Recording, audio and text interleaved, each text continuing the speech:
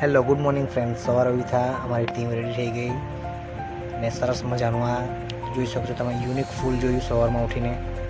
પછી સવારે 6:15 sunset view જોઈ લીધો સવારમાં. પછી આજે રજા હતી અને કશે જવાનું હતું એટલે અમે રેડી થઈ ગયા હતા અને અમે નીકળી ગયા બાઇક પર. આજે પણ વિહાન હતા, બહુ ખુશ હતી. દર સોમવારે પપ્પા કશે ને કશે ફરવા જાય એમ કરીને લઈ જાય એમ કરીને.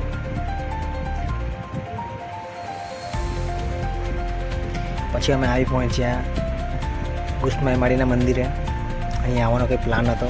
આ ગુસ્માઈ માળીનો ગેટ છે અને ડુંગરવાળો થોડો વિસ્તાર છે, નાનકડો ડુંગર છે. આ ઉપરનો વ્યૂ જોઈ શકો છો, સુંદર મજાનો વ્યૂ હતો અને અમને અહીં આવીને પણ ખુશી થઈ.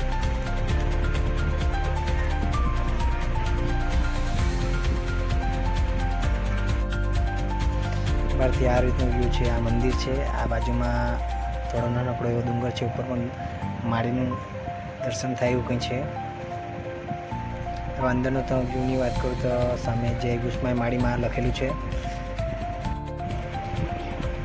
પછી અમે અંદર ગયા, પછી માળીના દર્શન કર્યા. આ માળીની પ્રતિમા છે, થોડી પૂજા અર્ચના કરી, મારી બહેના પર દર્શન કરાવ્યા.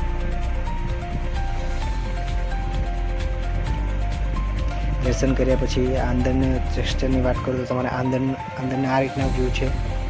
સરસ મજાનું મંદિર બનાવેલું છે. અહીં એકવાર વિઝિટ કરવી જ જોઈએ.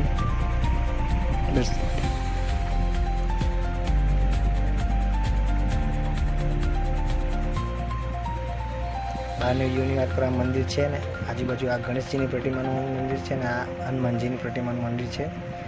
અને અમે ડુંગર ચડવાની શરૂઆત કરી અને સામે હનુમાનજીના સ્વરૂપે ઘણા બધા વાંદરાઓ છે. જ્યાં જુઓ ત્યાં વાંદરાઓ જોવા મળશે. અહીંયા આગળ જોતા તો ઘણા બધા શ્રદ્ધાળુ પણ જોવા મળ્યા. અહીંયા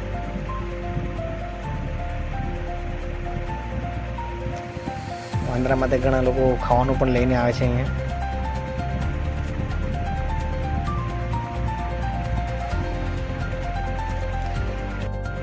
પછી આગળ જતા જોયું આ રીતના પગથિયા તમે જોઈ શકો છો. પછી મારી આનંદ મજા પડી ગઈ, ડાન્સ કરવા લાગ્યું. ઝીણો ઝીણો વરસાદ પણ ચાલુ થઈ ગયો હતો અને પગથિયા ચડવાની મજા પડી ગઈ. અરે પણ અમે ધીરા થઈ ગયા, તો થાકી ગયો. ઘણા ટાઈમ પછી આવા પગથિયા ચડવાના ઘણું મુશ્કેલ પડીને ખબર પડી ગયા હતા. એ તો ઘણી દૂર રહી ગઈ હતી ને મને મારા કરતાં આગળ મારા સાલાજી ઉપર નીકળી ગયા હતા. પછી ઉપર દર્શન કર્યા અને અમે નીચે આવી ગયા અને ભૂખ પણ ઘણી બધી લાગી હતી અને એક બાજુ કાંદા કાપવાનું ચાલુ કરી નાખ્યું હતું.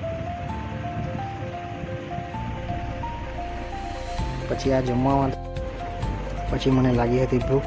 પછી મેં નાસ્તા માટે બેસી ગયો. આમાં પાસ્તા અને પરાઠા અને ચટપટી ચણા હતા. મને તો મજા પડી ગઈ. પછી મને ખાવાનું ચાલુ કરી દીધું. આ તમે જોઈ શકો છો, 2-3 બુકા મારીને બરાબર ખાઈ લીધું અને પડીને કીધું ચાલ ખવડાવું.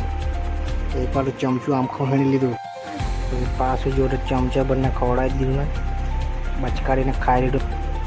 ને પછી અહીંયા આવીને ઘણું ગમ્યું. પછી અમે નીકળી આવ્યા ઘર જવા માટે. અમે નીચે ઉતરી ગયા અને મારું વ્યૂ એના મામા પાસે હતું અને અમે થોડું એક્સચેન્જ કરી લીધું બાઇક પર. અને પછી રસ્તામાં લાગી હતી તરસ, એટલે હું તો મસ્ત મજાનો શેરડીના રસ તાજા પી લીધો. વિહાને મજા પડી ગઈ. એને તો શેરડીનો રસ બહુ ભાવે એટલે મેં તો 2 ગ્લાસ પી લીધા. પછી કાકાની બાજુમાં જ નર્સરીનું કાકાનું કામ હતું. બાજુમાં ઘણા બધા ગુલાબના ફૂલ હતા. વિહાણા જોઈને મજા પડી ગઈ. કાકાએ એમ કીધું કે આ ગુલાબના ફૂલ શું, પાછળ અમારું ફાર્મ છે તો જોઈ લેવું. અમને એ રીતની પરમિશન આપી દીધી. પછી વિહાણા લઈને અમે પાછળ જતા રહ્યા. પાછળ તો બગીચો હતો. આ તમે જોઈ શકો છો. અમે તો અંદર એન્ટ્રી કરીને સાથે જોતા ઘણા બધા 4-5 જાતના ગુલાબના ફૂલ હતા. જોઈને આનંદ જેવો થઈ ગયો, મજા પડી ગઈ. અને વિહારમાં તો મજા પડી ગઈ વધારે પડતી. મમ્મી ક્યાં લઈ આવી ફૂલ અંદર આ રીતનું કંઈ વ્યૂ હતું. કાકાએ ઘણા બધા અમને ફૂલનું વિશે પણ બતાવ્યું હતું. આ રીતનું કંઈ ગાર્ડન હતો પછાડી. ફૂલ જ ફૂલ. આપણને તો નામ પણ નહીં ખબર, એ રીતના કંઈ ફૂલ હતા.